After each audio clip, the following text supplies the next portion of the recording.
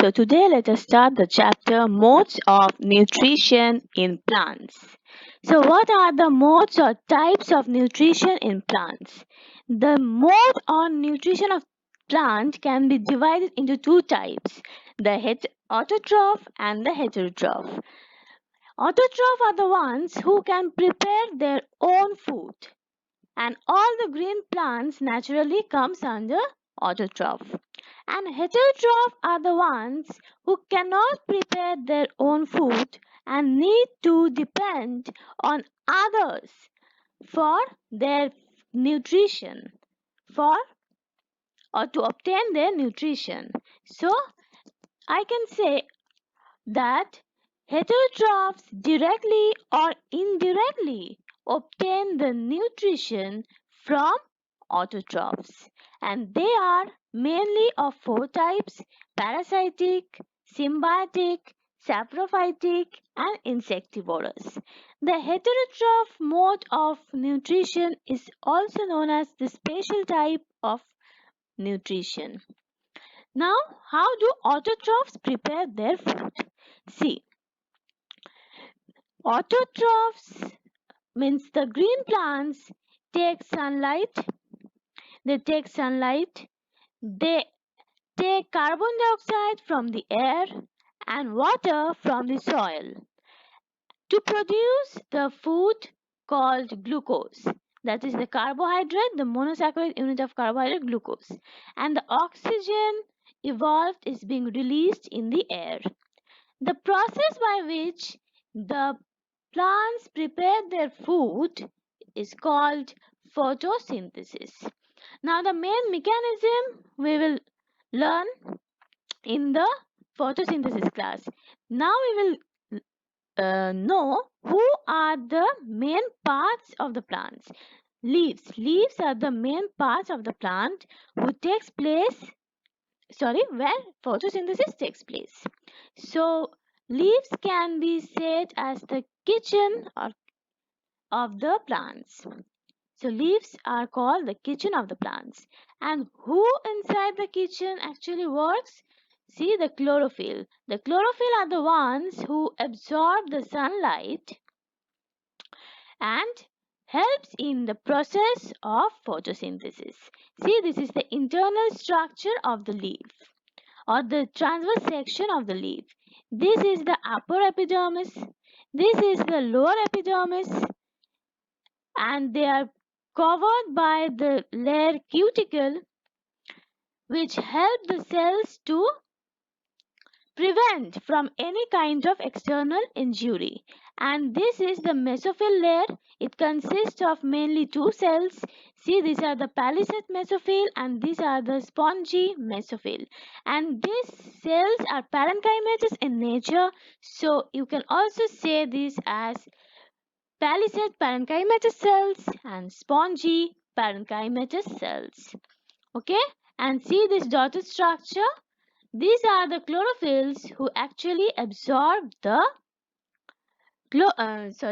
sunlight to prepare the food. And the lower epidermis is often interrupted by the opening, by the opening of stomata, or they're often interrupted by the presence of stomata. Now, the stomatal opening or the stomata helps in the exchange of gases, helps in the exchange of oxygen and carbon dioxide. And these stomata are prevented from external injury by the spatial type of cells called the guard cells. Okay? Now coming to the spatial mode of nutrition. The first is parasitic nutrition. From the name you can guess that parasite means harmful. So it is very harmful to others. That means for its own benefit, it can weaken or destroy or harm the host plant from where it actually obtained the nutrition. See, parasitic nutrition is a mode of heterotrophic nutrition where an organism lives on the body surface or inside the body of another type of organism.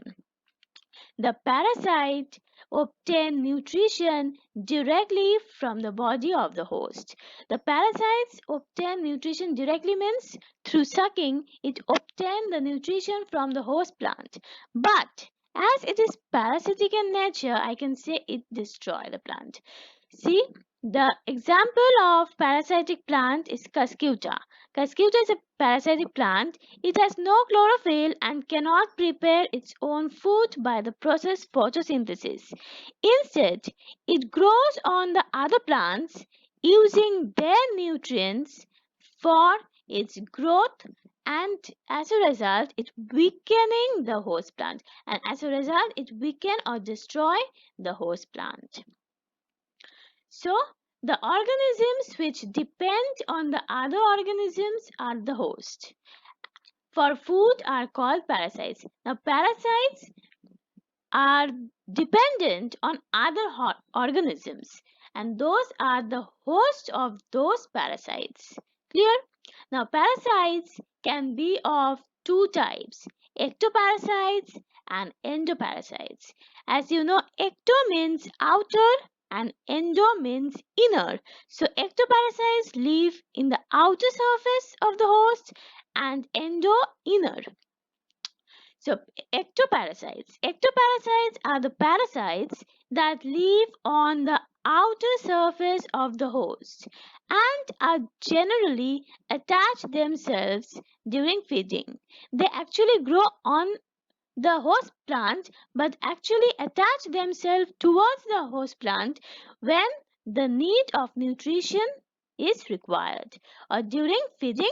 Okay, so example in case of plants, as we are doing plant nutrition, it is dodder. Cuscuta is a total shoot parasite of many plants and lives on the body of the plant. I will show the picture. In case of animals, if I give the example, you can say the lices which remain or grow on the head of the human. So they live on the surface of the head and obtain nutrition from human cells, human head cells. So similarly, endoparasites. In endoparasites, that is the parasites that live in the tissue and organs of their host. Here, as in animal, I can say the example like the worms which live inside the human intestine. Okay, in case of plants, it is Rafflesia is the example, but it grows on the other plant by absorbing ready-made food of the host plant by sucking. Now see, it is growing on top of it, but it is endoparasite as it is absorbing the ready-made food directly through sucking.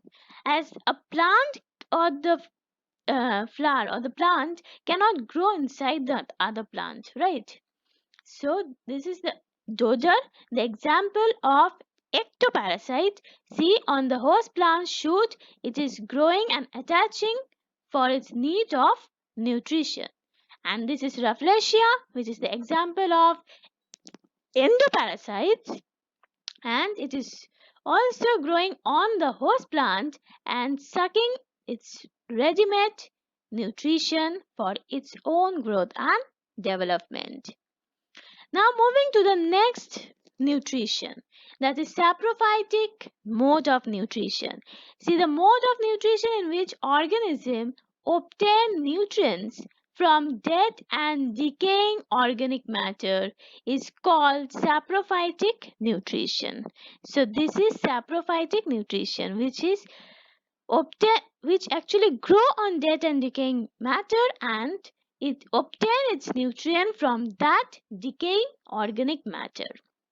Okay, example is rhizopus, bread mold, mucor, pin mold, yeast, and agaricus. You know that mushrooms specially grow on dead and decaying matter only. So this type of nutrition is known as saprophytic mode of nutrition. See a few examples of saprophyte. These are all mushrooms only. These are the mushrooms. See, they're growing on dead and decaying matter and obtaining its nutrient from there. This is agaricus, these are amanita, these are poisonous mushrooms. These are not. So, moving to the next mode of nutrition, symbiotic mode of nutrition. This mode of nutrition is very, very interesting mode of nutrition. Why? Because here the host, because here the two organisms live in a mutual beneficial association, or live in a relationship like friendship type of relationship, or adjustment is done between the two. Okay, the two organisms here live in a very cooperative manner. They cooperate with each other. I will give you this and I will take from you this, like this. But no one will harm each other. As you have seen in parasites, they are harming the host. Here, nothing like that occurs. See, symbiotic nutrition or symbiosis is mutually beneficial association existing between two organisms, and both organisms derive benefits from each other without causing any harm to each other. See examples: leguminous plants show symbiotic mode of nutrition. Alga and fungus live together. The association of alga and fungi is known as lichen. Lichen is a relationship between algae and fungi. And in case of leguminous plants, what happened? A special type of bacteria called rhizobium lives in the root nodules. See the picture? See, in the root nodules of leguminous plants, the bacterial growth occurs. The rhizobium stays and they fix the nitrogen for the plants. Okay? This is lichen, that is the association between algae and fungi. Next interesting mode of nutrition is insectivorous nutrition. The plant eating the animal. Okay, so in insectivorous nutrition, the plant is eating the whole animal by trapping the whole insect inside it. See, insectivorous means insect eating plants. These plants derive most of their nutrition from the insects they trap and consume. These plants grow in humid areas where plenty of sunlight and moisture is found. These are found in nitrogen deficient soil. So, you know that plant nitrogen is the main constituent for the growth of the plant, or the main nutrient for the growth of the plant. In the nitrogen deficient soil, where will these plants get the nutrition from? So, for its own growth and development, it traps the insects and obtain the nutrition directly from those insect body.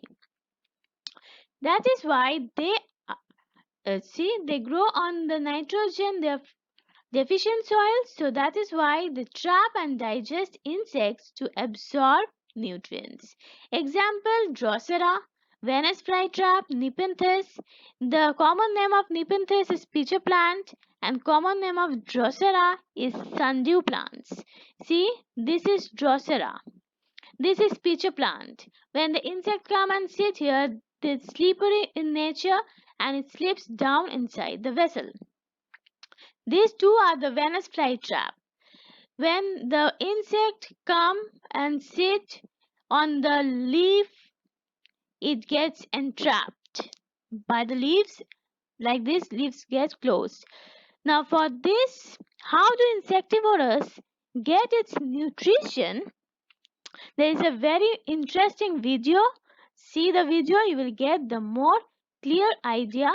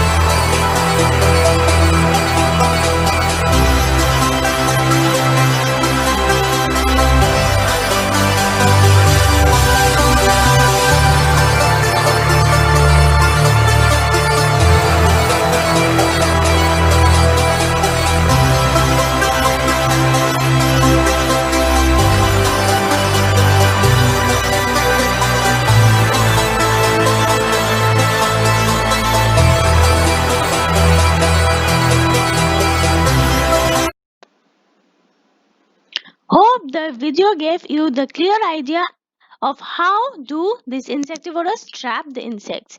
See here one another picture, plant taking in a whole batch. Even this is possible. A plant is taking in the whole batch for its nutrition. Now see, replenishment of nutrients in soil. Now for this, the beneficial mode of nutrition is symbiotic relationship. They not only beneficial each other, but they also benefit the farmers. How?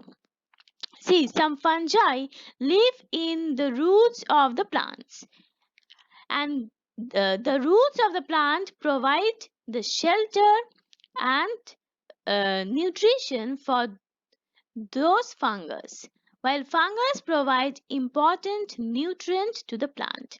As I've said, they are mutually cooperative. As you know that plant need nitrogen to grow, but it cannot take the nitrogen from atmosphere, right? As you know that plants takes nutrients from the soil. It takes nitrogen also from the soil. So these bacteria who can fix or absorb the nitrogen directly from the air helps to give that nitrogen to the plant, and as a result what do plant do? They not only provide nutrition, they are also providing the shelter uh, to this fungus. See, because of continuous farming, nutrients keep declining in the soil. If in a particular soil, the farming goes on continuously, then in that soil, the nutrients keep on declining. So, hence, to replenish those nutrients, fertilizers are added to the soil. So, you know that farmers add nitrogenous fertilizers to the soil to for the healthy growth of the plants. But if those legume plants can be farmed, then it is not required. See how. Plants require a lot of nitrogen to grow and to be healthy. You know that the main constituent of plant to grow are potassium, nitrogen and phosphorus. All these nutrients they take from the soil. It cannot fix it from the atmosphere. So nitrogen, among the three, nitrogen is the main constituent of growth and development for the plants. So although a lot of nitrogen is available in the atmosphere, but plants cannot absorb nitrogen in gaseous form. There is a bacterium called rhizobium which lives in the root nodules of the legumes plants like gram, moong, etc. And this bacteria can absorb nitrogen directly from the atmosphere and make it available for the plants. Rhizobium cannot make its own food. Hence, it provides nitrogen to the legumes and in return, the legumes provide them food and shelter. This is an example of symbiotic relationship. This has great importance for farmers.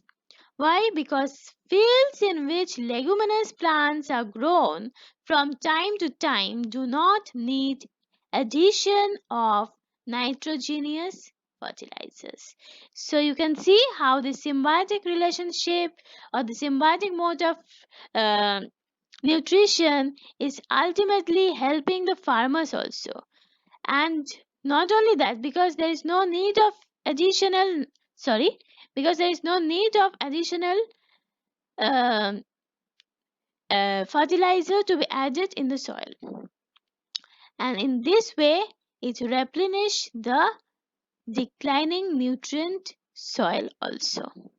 So thank you, and this much for today.